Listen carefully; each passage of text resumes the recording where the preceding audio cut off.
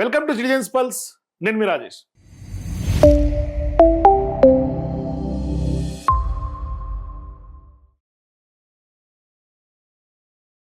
Telangana rising rising rising అని CM Revanth Reddy పదే పదే చెప్తున్నాడు. ఎక్కడ పోయినా ఆయన తెలంగాణకి మెస్సీని తీసుకొచ్చిన, ఫోర్త్ సిటీకి సంబంధించి ఆ యొక్క కొత్త సిటీకి పోయి ఆయన పెట్టుబడులు ఆకర్షించాలన్నా, విదేశాలకు పోయినా, లేకుంటే అక్కడి నుంచి పెట్టుబడులు తీసుకురావాలన్నా, ఎక్కడ పోయినా Telangana rising, be part in the rise అంటున్నాడు. మరి నిజంగానే వాళ్ళ తెలంగాణ రైజింగ్ అవుతోందా?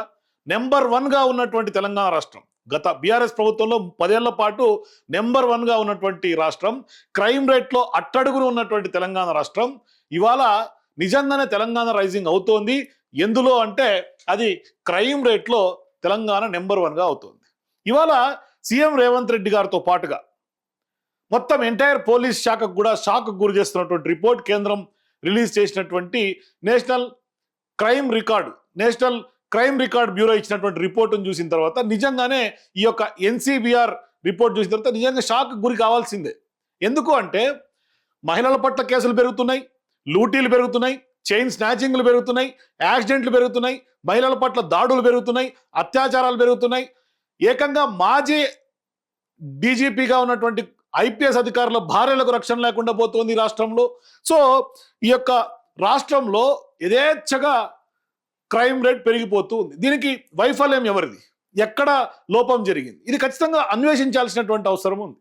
ఎందుకు అంటే గత బీఆర్ఎస్ పాలనలో 10 ఏళ్లలో అప్పటి తెలంగాణ ఏర్పడిన తర్వాత సీఎం కేసీఆర్ ఉన్న సందర్భంగా ఫ్రెండ్లీ పోలీసింగ్ ఉండే. కానీ ఎంత ఫ్రెండ్లీ పోలీసింగ్ ఉన్నా అంత మరీ పోలీసులే ముద్దు పెట్టుకోకపోయేది, ఇవ్వాల్సినటువంటి కోటింగ్ ఇచ్చేది.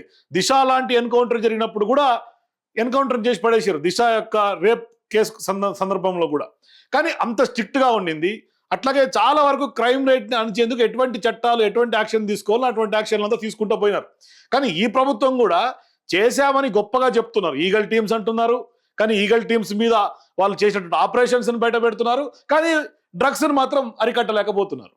ఇక చాలా వరకు పోలీసులకి మరి ఏమైందో అర్థం కావట్లేదు. కానీ తెలంగాణలో ఉన్నటువంటి పోలీసులందరూ కూడా ఇవాళ నిజంగా ఆఖరికి మొన్నటికి మొన్న కమిషనర్గా మల్కాజ్గిరి సిపిగా ఉన్నటువంటి సుమతి గారు రోడ్డు మీదకి వెళితే ఆమెకు సంబంధించి నీ రేట్ ఎంత అని అడిగే పరిస్థితి. అంటే దాదాపుగా 40 మందిని ఆమె అరెస్ట్ చేసి కౌన్సిలింగ్ ఇచ్చినటువంటి పరిస్థితి. మరి తెలంగాణ ఇవాళ క్రైమ్ రేట్లో ఏ విధంగా ఉందో మీరు అర్థం చేసుకోండి. అంటే ఒక సాక్షాత్ ఐపీఎస్ అధికారిని ఇవాళ తెలంగాణలో, మరీ ముఖ్యంగా హైదరాబాద్ నడిబొడ్డున స్త్రీ పట్ల ఒక ఆ చూపు రేట్ ఎంత అని మాట్లాడుతున్నారు అంటే నిజంగా ఇవాళ తెలంగాణ సమాజం సిగ్గుతో తలదించుకోవాలి.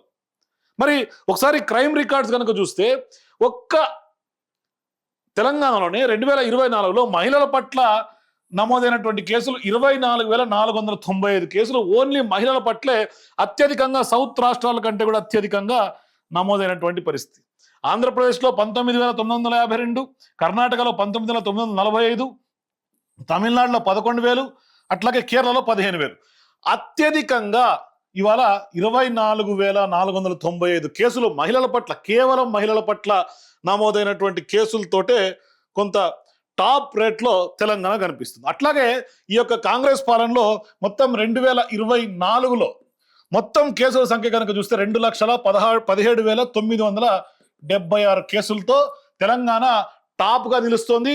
మరోవైపు 18.7% హైక్ కనిపిస్తుంది. అంటే గతంకి ఇప్పటికీ క్రైమ్ రేట్ ఎంత శాతం పెరిగిందయ్యా అంటే 18.7% పెరిగింది. మరి అర్థం చేసుకోవచ్చు. అట్లాగే నేరాల రేటు కనుక చూస్తే 418.9 దేశంలో ఉంటే మన రాష్ట్రంలో 568.9%, ఇంత శాతం మన రాష్ట్రంలో క్రైమ్ రేట్ ఉంది. 568.9%. భయంకరమైనటువంటి నేరాలు చేసినటువంటి కేసుల్లో 192% మన దేశంలో పెరుగుదల కనిపిస్తుంది. అంటే 172% పెరుగుదల కనిపిస్తుంది. 2023తో డ్రగ్స్ కేసులో కనుక చూస్తే 2023కి 2024కి కనుక చూస్తే ఈ 2 సంవత్సరాలకి కనుక చూస్తే 100% డ్రగ్స్ కేసులో రికార్డు సృష్టిస్తోంది మన రాష్ట్రం. మరి ఇట్లాగా ఉంది మన తెలంగాణ రాష్ట్ర పరిస్థితి.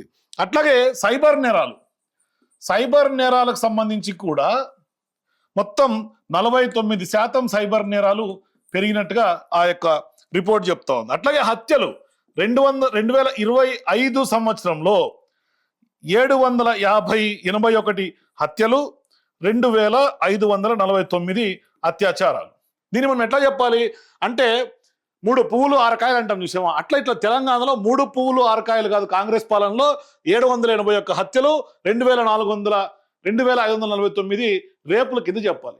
ఇది తెలంగాణ. మరి ఇప్పుడు రైజింగ్ ఎందులో అవుతోంది? తెలంగాణ క్రైమ్ రేట్లో రైజింగ్ అవుతుంది. ఎట్లా పెరుగుతుందంటే ఇంత ఘోరాతి ఘోరంగా 18.7%, అంటే రాష్ట్రంలో ఎన్నడూ లేనటువంటి విధంగా ఇవాళ క్రైమ్ పెరుగుతోంది.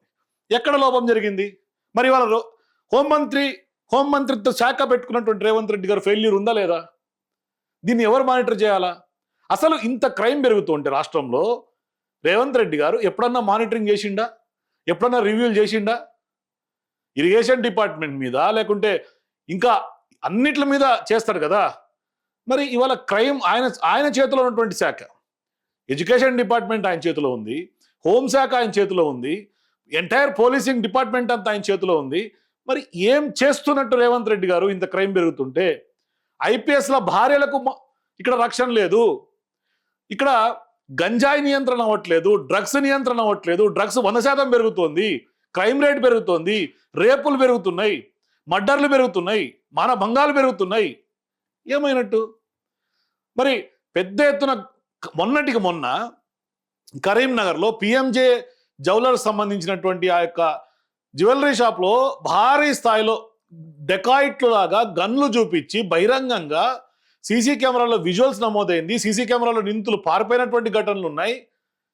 బందూకులు చూపించి బీహార్ లాగా ఇవాళ ఇక్కడ దొంగతనం జరిగితే ఇప్పటిదాకా అతిగతి లేదు. ఇటువంటి క్రైమ్లు ఎన్నో. మొన్నటికి మొన్న ఆ యొక్క రేణుక హత్య ఉదంతం, అంటే రేణుక యొక్క భర్త ఆత్మహత్య ఉదంతం కనుక చూస్తే ఆ రోజు కూడా వాళ్ళ ఎవరైతే సూసైడ్ చేసుకున్నటువంటి బాధితుడి యొక్క తల్లిదండ్రులు చెప్పినటువంటి మాట కూడా ఇదే. ఆ రోజు మాకు ఖచ్చితంగా ఈ యొక్క కేసును కనుక ట్రేస్ చేసి ఉంటే, రేణుక వెళ్ళిపోయిన తర్వాత కేసును ట్రేస్ చేసి ఉంటే ఆత్మహత్య జరిగి ఉండేది కాదు, ఆత్మహత్య నిరోధించే వాళ్ళం అని చెప్పి ఆయన చెప్తున్నాడు. మరి ఇంత జరుగుతూ ఉంటే పోలీస్ శాఖకి విచ్చలవిడితనం పోలీస్ శాఖలో పెరిగిపోయిందా? పోలీస్ శాఖకి ఫ్రీడమ్ ఇచ్చారా? లేదు, కేవలం క్రైమ్ నియంత్రించకుండా పోలీస్ శాఖ కేవలం రోడ్ల మీద ట్రాఫిక్ నియంత్రణలో భాగంగా ప్రజల మీద పడి ఫోటోలు తీసి ట్రాఫిక్ చలాన్లు ఏమని దోపిడీకి ఈ ప్రభుత్వం వాడుకుంటుంది. ఇవాళ ఉదయం పొద్దున్న లేచి రోడ్డు మీదకి ఎక్కితే ఎక్కడ పడితే ట్రాఫిక్ అక్కడ వదిలేసి ఉంటారు. ట్రాఫిక్ పోలీసులు రోడ్డు మీద ట్రాఫిక్ని వదిలేసి చలాన్లు తీస్తూ ఉంటారు. ట్రాఫిక్ పేపర్లు చెక్ చేయటం, డబ్బులు వసూలు చేయటం, ఇదే పని. ప్రజల్ని దోపిడీ చేయటం, అధికారికంగా దంచుకోవటం, డ్రంక్ అండ్ డ్రైవ్లు చేయటం, ఇది తప్ప ఏదన్నా క్రైమ్లో ఏమన్నా ఆగిందా? మరి రాష్ట్ర పోలీస్ శాఖ ఏం చేస్తుంది? పోలీసింగ్ ఏం చేస్తుంది?